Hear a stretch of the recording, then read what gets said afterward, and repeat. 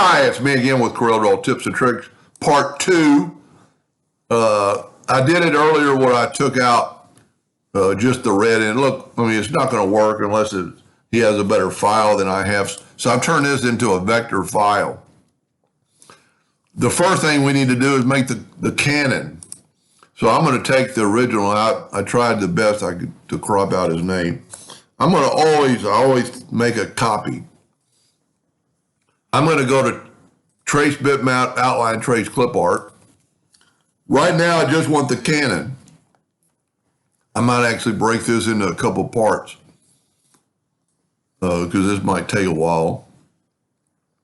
I'm going to grab the Smart Fill tool and I'm going to fill that in, and I'm going to fill that in, and there's my cannon. Now, you can see how rough the logo is, especially up in here in the top. It's really bad. So we're going to make the cannon in part 2 and then finish the logo in part 3. Now, what I need to do is get rid of some of these lines. I can't get rid of that one because it'll mess it up, but I can take both these and right click and turn them into a line. Now I can actually take this one. I don't care about these lines. I can take these, and then I need to take, I'm actually going to take my 3-point curve line to give it just a little bit of a curve. Because I'm going to cut all this other stuff away. So I'm going to go ahead and do the same thing to this one. Give it a little, well, it doesn't really matter. We can straighten it up. And take this and delete. And just kind of watch your subject to make sure you don't go too far. Now, because we've done all that, we can take the virtual segment delete key and delete that. And look at that. We've got a cannon. Now, we have broken parts, if you can see, broken lines. So what I'm going to do is Smart Fill, as always, and nudge it over. And then I can get rid of all this. And I can left click, right click, and I've got my cannon. Now, remember that I've nudged, I'm going to nudge it back. I'm going to make the cannon wheel. I'm going to get an ellipse and maybe try to start from the center and grow outwardly, holding down the control and the shift key. And just this particular logo worked perfectly. Now I'm going to Control D and make a duplicate of that and hold down the shift key only and bring it in from the center.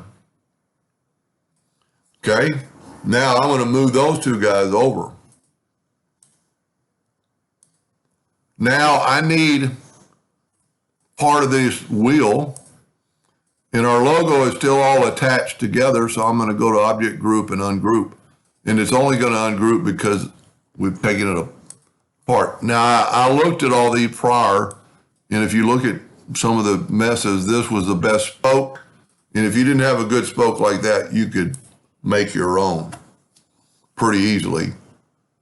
Left click, right click. Now I'm going to take this spoke and it's pretty good. Control D and make a duplicate. Double click on the rotation, and since I have a center point, it'll snap to it 60 degrees. There's your spoke, there's your gun. Now in the logo, here's the real one. If you notice, there's white all the way around the barrel, all the way around the wheel. And I forgot part of the cannon, but we can draw that in later. So what I want to do now is I'm going to zoom in, and I'm going to go to Effect and Contour. And I've been playing around with this a little bit, so I know it's 0.03, and I'm going to contour the outside. That's going to get us our white shadow. I'm going to go ahead and do each one of these. It's not I didn't mean a shadow. I just meant a white color. And I might be going a little bit too thick with the color, but for the one I'm doing this for, he can figure it out. And actually the red has it. Now on the other parts, we want that, but we don't want it past the gun, and we don't want a double line. So what we can do on this one is I'm going to go ahead and break away. Well, let's go ahead and do it. Let's take this and bam. Take this one and bam. We're going to break these apart. Now, because I didn't break the contour apart, I can select everything and go up to object and break the 22 objects apart. And then just kind of use your imagination what you want to do. You know, we want this white to continue here, so I can get rid of that line and that line and that line and that line. That's going to let our white run through there.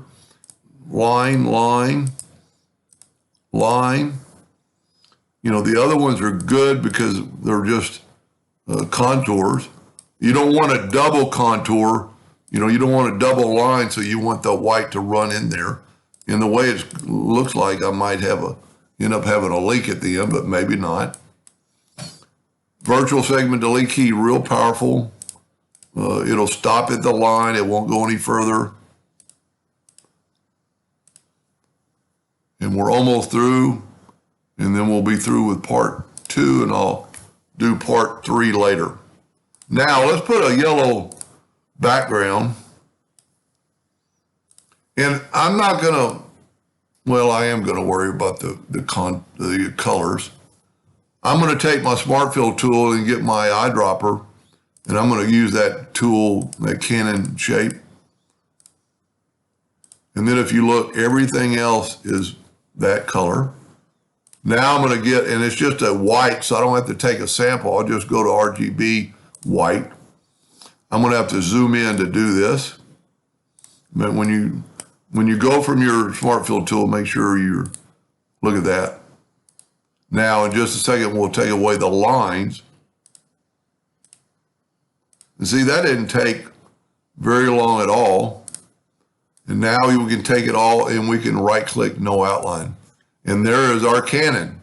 Now, later on, we'll actually fill in these with red and these with brown. We could fill them in right now on the brown ones.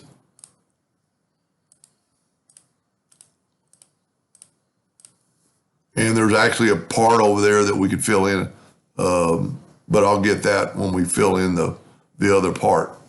So there's the Canon. That's probably the hardest part. So I'm going to go ahead and group it together, Control G. And if you want to let me show you how to do this outer part, stay tuned for part 3. I hope that helped. Thank you for watching.